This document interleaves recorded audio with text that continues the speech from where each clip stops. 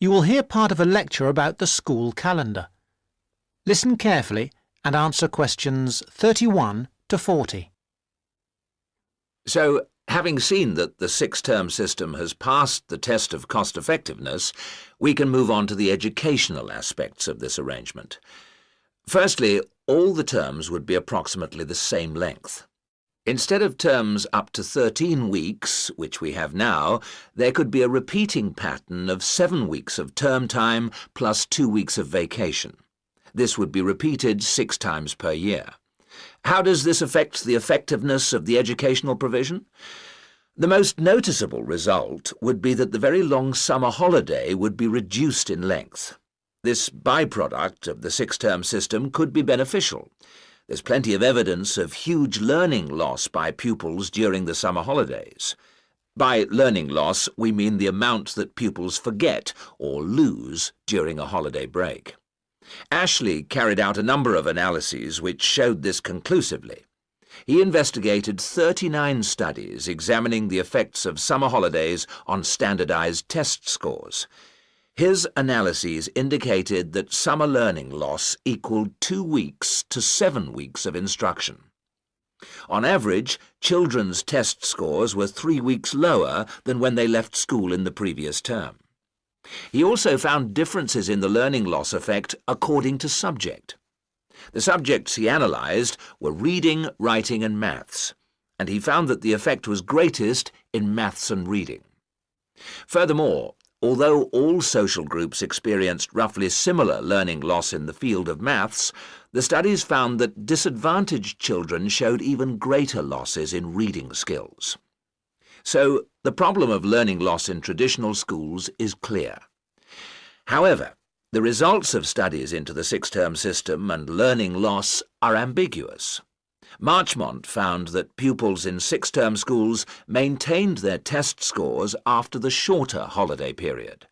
This is certainly an improvement on the traditional system where, as we have seen, pupils perform worse after the summer break. Benson, however, found no differences between those in traditional schools and on the six-term schedule. It would seem reasonable that if long holidays result in learning loss, then shorter holidays should result in less learning loss. So we await the outcome of further studies. Historically, of course, everyone knows the reason for our system of 3 terms per year. In days when agriculture was of much greater importance in our working lives, it was essential that the children helped with the harvest. Later on, this changed, and more people moved into the towns. But then there was a new problem. Before air conditioning, it was very impractical to try to teach children in the summer months. Nowadays, that's no longer a barrier. One way of providing something different is the summer school. Here, there is a completely different kind of educational provision. Cooper and others investigated 93 summer schools and the results they achieved. They all had a positive effect on learning. Most summer schools, of course, have small classes, and class size was shown to have a positive effect. Additionally, summer school children usually benefit from a great deal of parental support, not least because payment of fees is involved, and this, as so often, was shown to produce very good outcomes. Results were most impressive, in maths in general.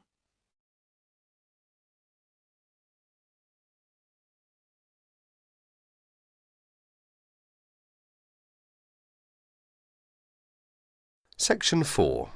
You're going to hear a short talk about the banks in Britain. As you listen, complete the statements by writing no more than 3 words in the spaces provided.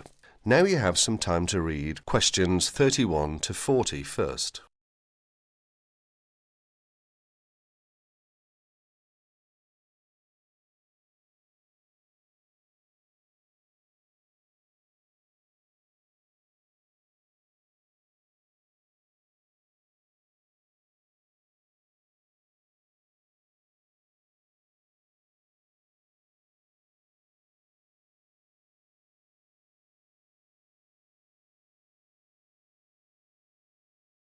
Good afternoon, everyone. Thanks for turning up today to this short talk I'm going to give on student banking. Many of you are unfamiliar with the way banks work in this country, and today's talk should give you a few starting points. Well, as you probably know, you'll need to open a bank account while you're here. The safest place to keep your money is in a bank. Choose one that is near where you study. All the major banks in Britain offer special facilities for students, and we'll be only too happy to explain how to open an account. The most useful type of account is a current account. You can pay in money received in any form and then draw it out when you need it by using your checkbook. Writing out cheques in their name can make payments to other people. If you want to draw out cash for yourself, make the cheque payable in your own name or to cash. A cheque crossed with two parallel lines is even safer, as it must be paid into a bank account. Payment by crossed cheque has the added advantage that when the person to whom you have given the cheque presents it at a bank, it will eventually come back to your bank and provide proof of payment. Most people now ask their bank to supply only ready crossed cheques. Most banks don't make charges if you keep more than a certain amount of money in your account. However, you shouldn't overdraw on your account. Withdraw more money than you have in without the bank's permission. If you borrow money from the bank, there will be an interest charge. You will also have to pay a small charge to convert foreign currency paid into your bank into sterling. If you have more money than you need for month-to-month expenses, it is a good idea to open a deposit account for some of it, where it can earn interest. This interest is taxable, but if your bank knows that you are not normally resident in Britain, then you do not pay tax on it. You can't pay by cheque on a deposit account, and to withdraw money, you should give the bank 7 days' notice, or you'll lose 7 days' interest. When you have established yourself as a satisfactory customer with the bank, they can issue you with a cheque card. This is really an identity card, which guarantees that correctly written cheques up to the value of £50 will be honoured by the bank. A cheque card can be very useful, as many shops and enterprises, particularly in London and the cities, will not accept a cheque unless a cheque guarantee card backs it. You can also use it with your chequebook to draw up to £50 cash from almost any bank in Britain. If you also ask for a Euro cheque card, this can be used in the same way to draw cash from most banks in Europe. Many banks provide dispensing machines, generally set in the wall of a bank outside, where you can draw cash when the bank is crowded or closed. Provided you are a satisfactory customer, the bank can issue you with a cash card, which allows you to draw up to £100 a day. That is the end of section 4. You will have half a minute to check your answers.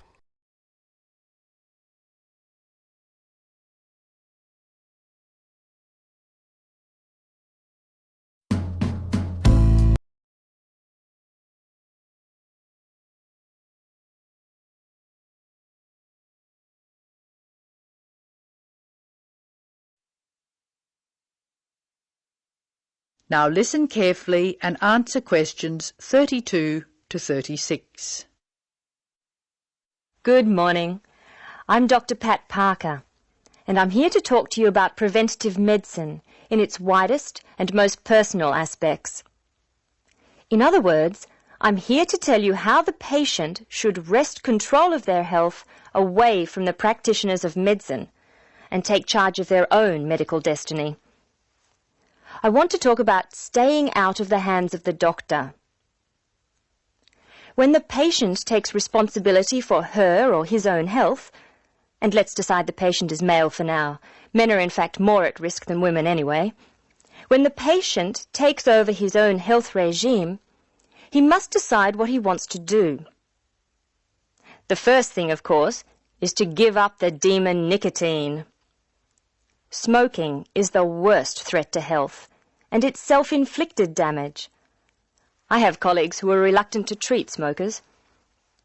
If you want to stay well, stay off tobacco and smoking in all its manifestations. Our department has recently completed a survey of men's health. We looked at men in different age groups and occupations, and we came up with a disturbing insight.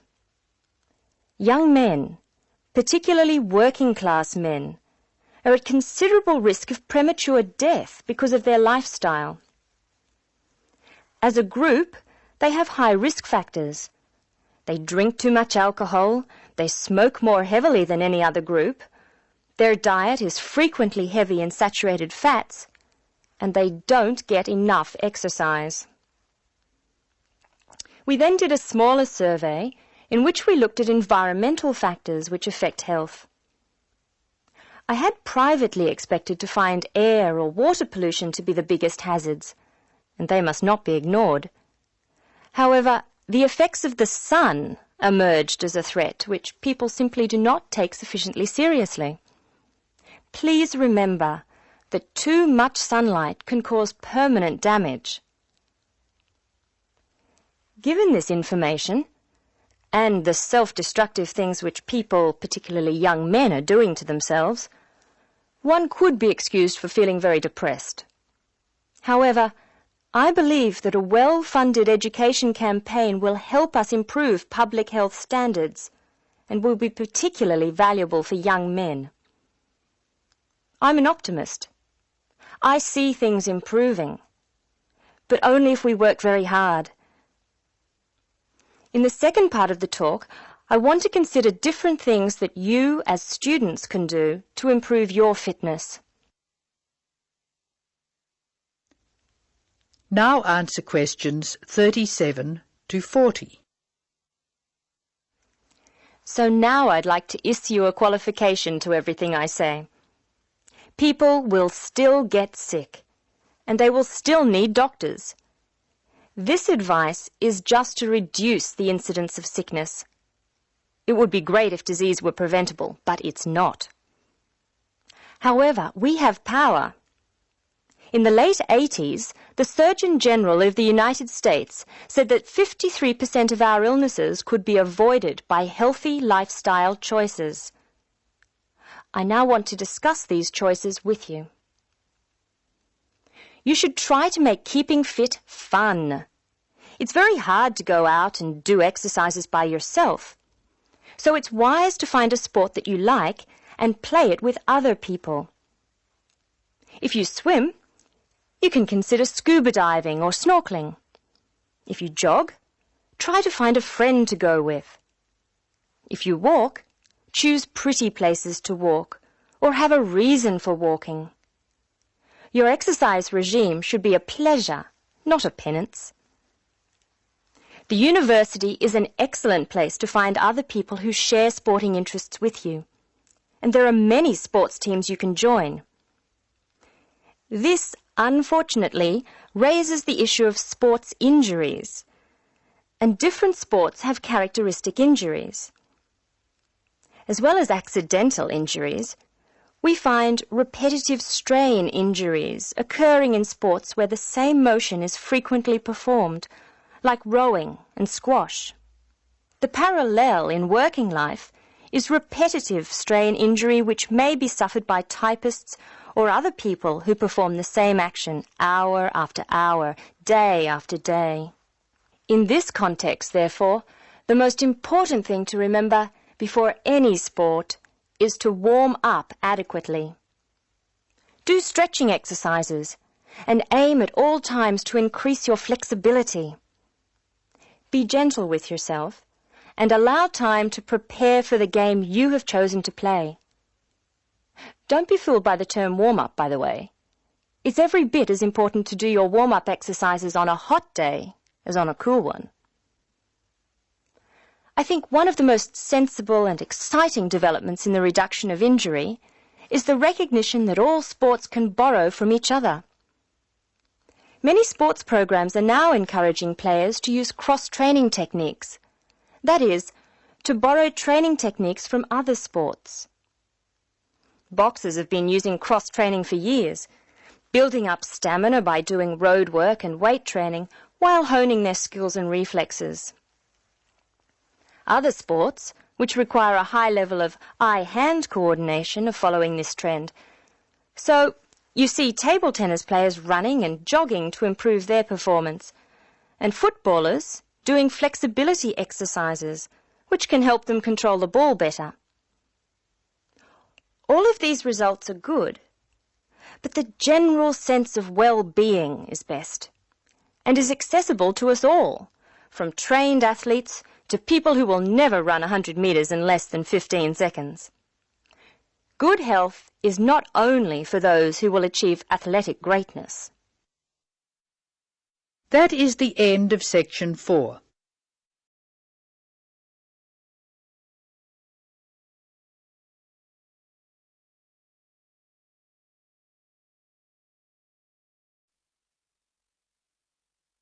Listen carefully to the talk and answer questions 31 to 40. Hello everyone. Let's get started on the final lecture in our module on retail psychology. Today we're going to focus on supermarket layouts and how retailers display their products to encourage us as customers to spend as much of our money as possible. It's an interesting topic. Now, most of us don't actually realise that the layout is deliberately designed to make us part with our money. But in fact, millions of pounds are spent on research into the psychology of shoppers and what motivates us to buy. So, let's have a look at an actual supermarket layout. Now, here's the entrance to the store, just here. This area immediately around the entrance is what retailers refer to as the Decompression Zone or the dead zone. This is where the customers recover from the environment outside. And by that I mean this is where they adjust. For example, the place where they might put their keys in their pockets or take off their sunglasses, these kinds of things. So, what do you notice about this area? It's very empty, isn't it? Yes, it's pretty much clear of stock altogether. This area is not designed or used to sell us anything. Basically, the supermarkets never put any merchandise here because they know that no one's ready to buy yet.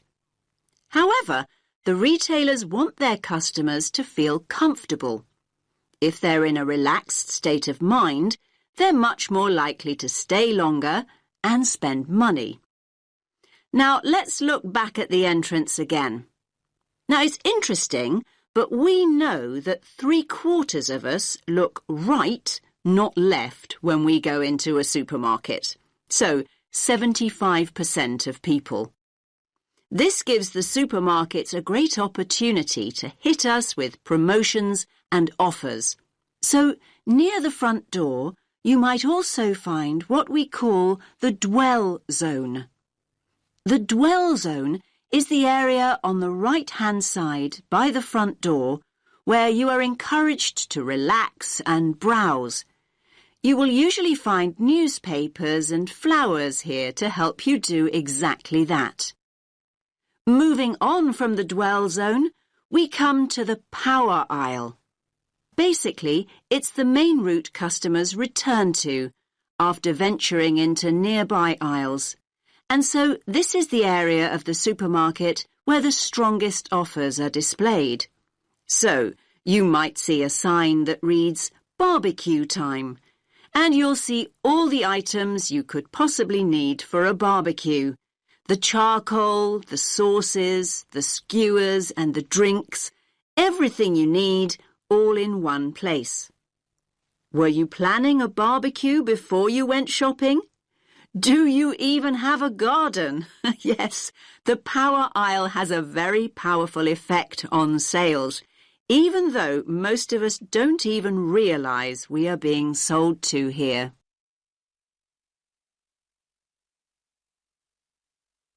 Now, let's think about fruit and vegetables for a moment. They're always located towards the front. Now, why do you think this is? Yes, fruit and vegetables are always at the front because it gives the supermarket a healthy image. And let's think back to flowers and newspapers. We talked about both these items earlier. And yes, they're displayed near the front on the right. Now, they're known as distress goods. Why's that? Well, these are the goods that we often buy in a hurry or on impulse. In other words, these are the items we didn't actually intend to buy at all. But the supermarkets want us to put them in our trolleys even before we start our proper shopping. Now, what about everyday items like bread or milk or cereals? They're always placed right at the back of the supermarket. Yes, in this area here. Again, this is a deliberate strategy by the supermarkets. Basically, they want us to walk through the whole store to get them, in the hope we will buy other things on the way. That's why items like these are often called destination goods. Now, where products are placed on the shelves makes a real difference. We read shelves a bit like we read a book. Our eyes go from left to right. And they want you to focus on the more expensive items, so they place them at eye level. It's often quite hard to spot items like cheap tinned food. Why is that? Well, they're normally placed very low on the shelves. Basically, the supermarkets don't want the cheapest products to be the ones you see first. Finally, let's have a look at the checkout area here. Now, we all know that sweets are deliberately placed within the reach of children at the checkout. But all kinds of things are displayed at checkouts these days. In fact, supermarkets can change what's on offer almost by the hour. It's a quick and easy way for them to rotate their stock. So, if the sun comes out, the checkout is an ideal place to display sunglasses. And if it rains, umbrellas can be placed there instead. Now, does anyone have any questions? That is the end of section 4.